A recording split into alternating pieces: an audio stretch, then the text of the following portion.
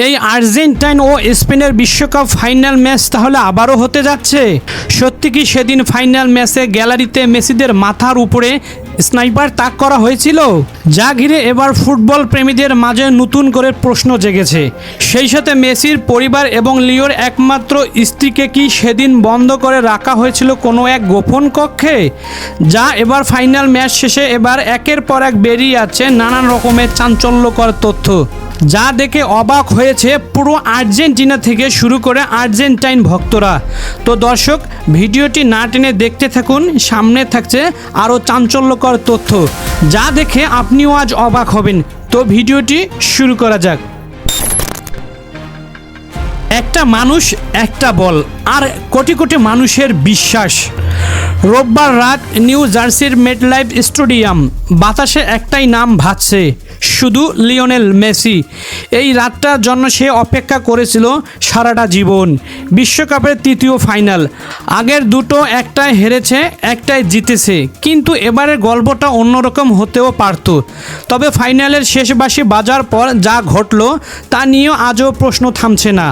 আর এই সুযোগেই ছড়িয়ে পড়েছে আরও কিছু দাবি, যেগুলোর সত্যতা এখনও প্রমাণিত নয়। কেউ কেউ আবারও এক ধাপ এগিয়ে দাবি করছেন গ্যালারিতে মেসির দিকে তাক করা ছিল স্নাইপার, যার কারণে মেসিরা ফাইনালে হেরেছে। কিন্তু সত্যি বলতে এই দাবিগুলোর পক্ষে কোনো নির্ভরযোগ্য সূত্র, কোনো নিরাপত্তা সংস্থার বিবৃতি বা কোনো স্বীকৃত সংবাদ মাধ্যমের প্রতিবেদন এখনও পাওয়া যায়নি।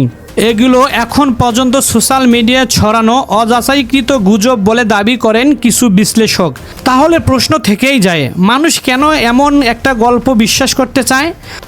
হয়তো কারণ একটা দল যখন পুরো টুর্নামেন্ট জুড়ে বাঘের মতো লড়াই করে আর শেষ মুহূর্তে এসে হেরে যায়, তখন মানুষের মন সহজে মেনে নিতে পারে না যে এটা শুধুই ফুটবল। মানুষ একটা কারণ খোঁজে, একটা ব্যাখ্যা খোঁজে, যা কষ্টকে একটু হলেও সহনীয় করে তোলে, কিন্তু সত্যের জায়গা নিতে পারে না কোনো গুজব।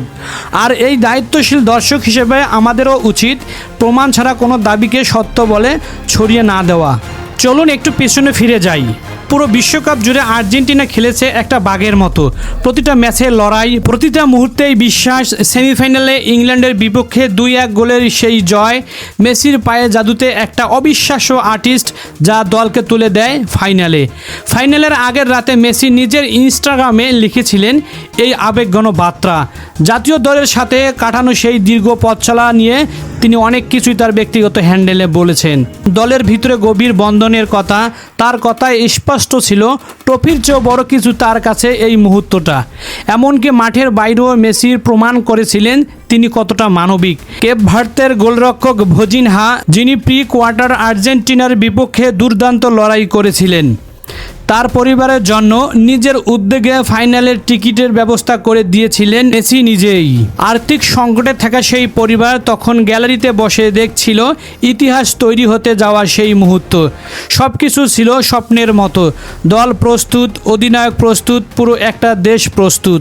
তাহলে ফাইনালের মাঠে গিয়ে কি বদলে গেল? রোববার রাত মেটলাইফ স্টেডিয়ামের কানায় কানায় পূর্ণ। স্পেনের টিকিটাকা ফুটবলের বিপক্ষে আর্জেন্টিনার অভিজ্ঞতা আর মেসির ম্যাজিক, এই ছিল লড়াইয়ের সমীকরণ। কিন্তু খেলা শুরুর পর থেকে কিছু একটা যেন মিল ছিল না। যে আর্জেন্টিনা পুরো টুর্নামেন্ট প্রতিটা বলের জন্য লড়েছে, সেই দলটাকেই যেন কিছুটা দ্বিধাগ্রস্ত মনে হচ্ছিল। মেসির পায়ে বল যাচ্ছিল, কিন্তু সেই চেনা তীক্ষ্ণতা যেন এক মুহূর্তের জন্য থমকে ছিল। শেষ পর্যন্ত অতিরিক্ত সময়ে ফ্রান্তোসের একমাত্র গোলে 1-0 ব্যবধানে হেরে যায় আর্জেন্টিনা স্পেনের কাছে। স্বপ্নভঙ্গ হয় কোটি আর্জেন্টাইনদের। আর ঠিক তখন থেকেই শুরু হয় প্রশ্ন।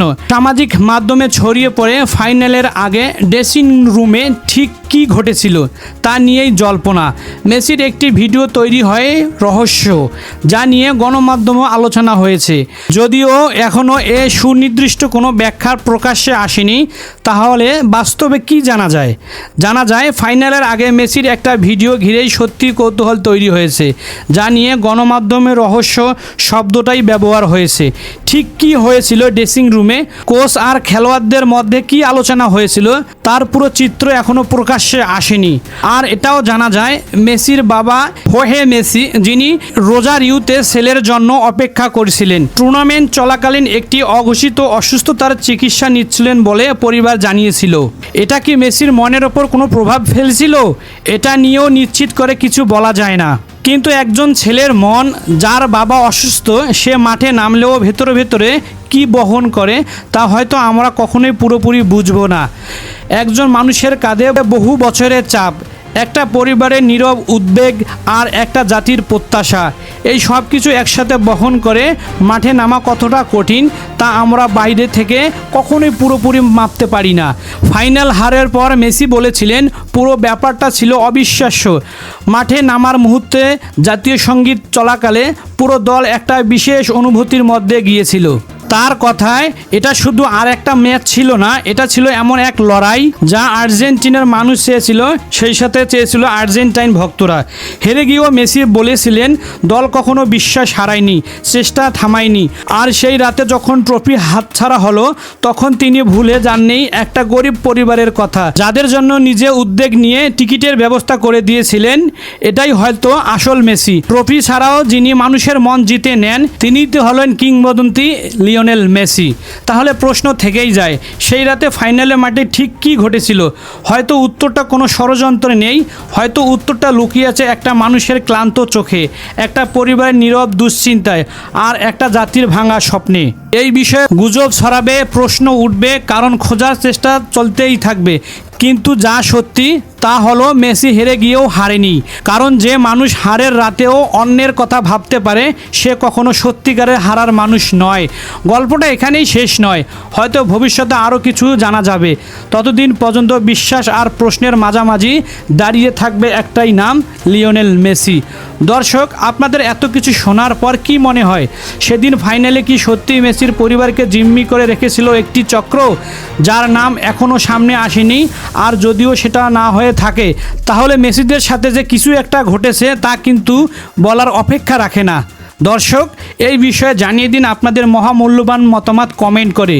মেসি আমার আব্বা, মেসি আমার আব্বা, মেসি ভাই, মেসি আমার আব্বা, মেসি আমার আব্বা। আপনার আসল আব্বাকে বেশি ভালোবাসেন নাকি মেসিকে ভালোবাসেন? মেসি রে, মেসি ভাই, মেসি অনেক ভালোবাসি, অনেক ভালোবাসি। আপনার জন্মদাতা পিতার থেকে মেসিকে বেশি ভালোবাসেন ভাই। মেসির খেলা অনেক ভালোবাসি। মেসি অসাধারণ খেলে, নিউমার বুয়া, নিউমার হাফেন ছিল দাদা ভাই।